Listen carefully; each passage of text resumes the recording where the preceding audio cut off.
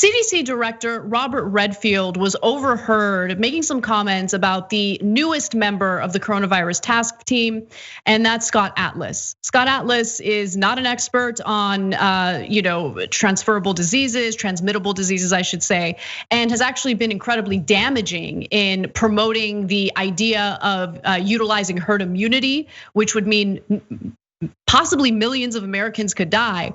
And so Redfield was overheard saying about Atlas, everything he says is false. Redfield acknowledged after the flight from Atlanta to Washington that he was speaking about Atlas, so he doesn't deny it. A neuroradiologist with no background in infectious diseases or public health. Atlas was brought on to the White House task force in August.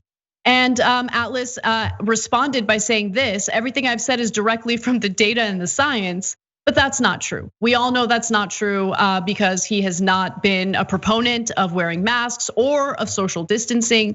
Atlas has also misleadingly called into question the efficacy of masks and social distancing, has echoed Trump's call for reopening schools, and perhaps most controversially has supported the purposeful contraction of the virus by young people to create so-called herd immunity.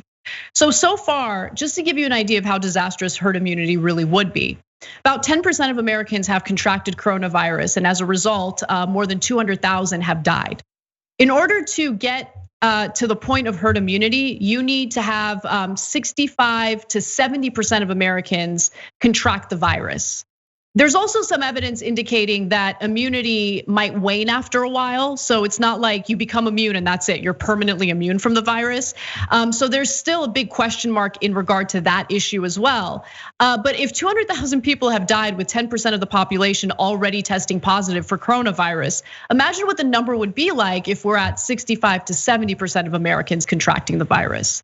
Public health experts warn that the viability of herd immunity against coronavirus without a vaccine is unknown, given uncertainty about levels and duration of immunity in individual cases. They also say that achieving herd immunity would involve millions of infections and unknown thousands of cases of serious illness and death. But as I mentioned, there are some estimates indicating that it could be as bad as millions of Americans suffering death as a result of this herd immunity suggestion, because think about all these Americans who do have some pretty serious pre-existing conditions, even if they're not elderly.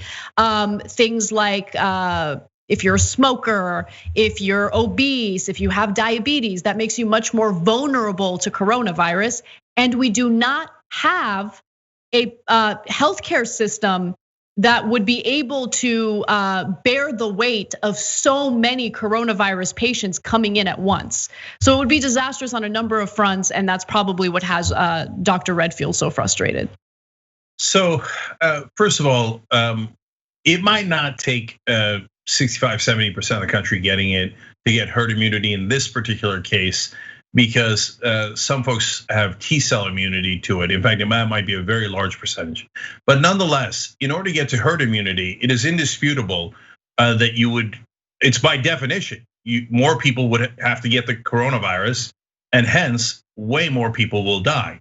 And this is not in dispute because it already played out in Europe, where Sweden tried herd immunity and a lot more people died compared to their neighbors, Nordic neighbors that are very similar in demographics, very similar in every way, except they immediately went to testing, tracing, and mass. Sweden didn't, and it cost them thousands of lives. Now, in our case, we're a much larger country, so it's cost us a lot more than that. It's cost us over 200,000 lives and running. So I want to show you a graph of what coronavirus cases looks like in the US. And then I also want to show you Europe. So in this case, the red line is the US and the blue line is Europe. So for a long time, Europe looked like it had actually really taken care of coronavirus. Unfortunately, it has resurged there, as you can tell at the end. It's really disappointing. Having said that, the US never went down. It only plateaued, then went even more up. And now it was about to plateau. And you see at the very end there, it's going back up. Because why? Places like Florida are now reopening bars, indoor dining at restaurants, etc. They're like, wait, is Europe gonna catch us? No way, we're gonna kill way more people Not on Trump's watch. They're not going to catch us. So the space that you're seeing there between the blue line and the red line is basically the price of incompetence. And that price is several 100,000 people. So Europe did the right things, and for a long time it worked, and it saved countless lives. And right now in America, we have all of those dead, and DeSantis is reopening Florida, even though he's had 695,000 cases, which is more than most countries in Florida. The positivity rate, you can reopen.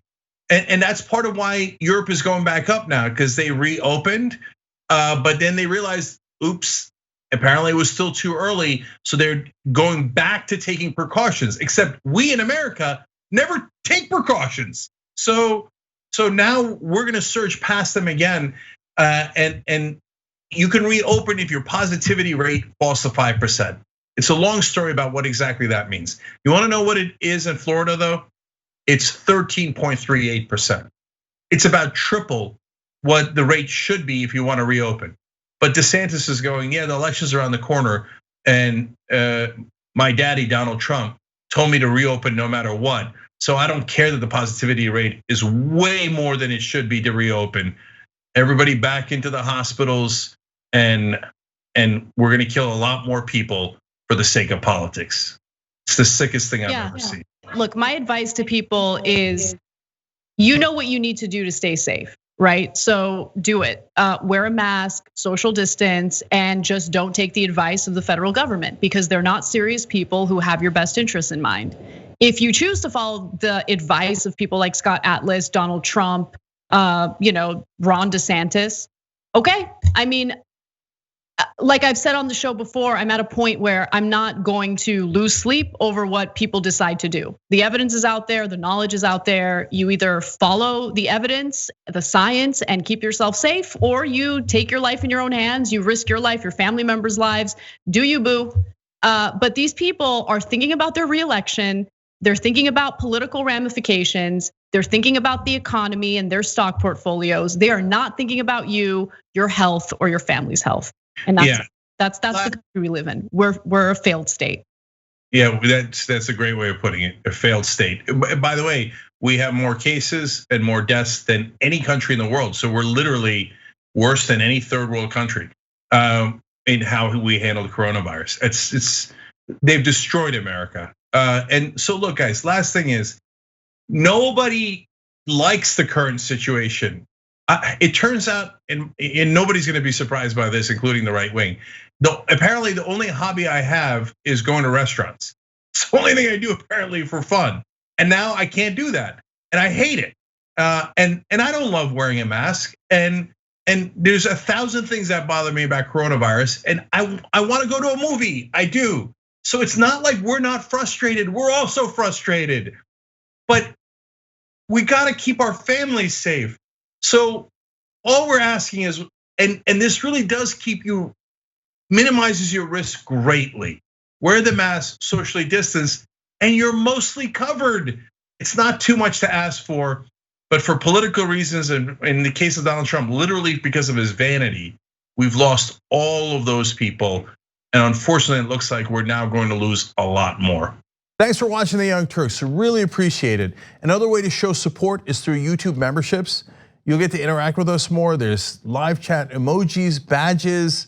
You've got emojis of me, Anna, John, JR. So those are super fun. But you also get playback of our exclusive member-only shows and specials right after they air. So all of that, all you gotta do is click that join button right underneath the video. Thank you.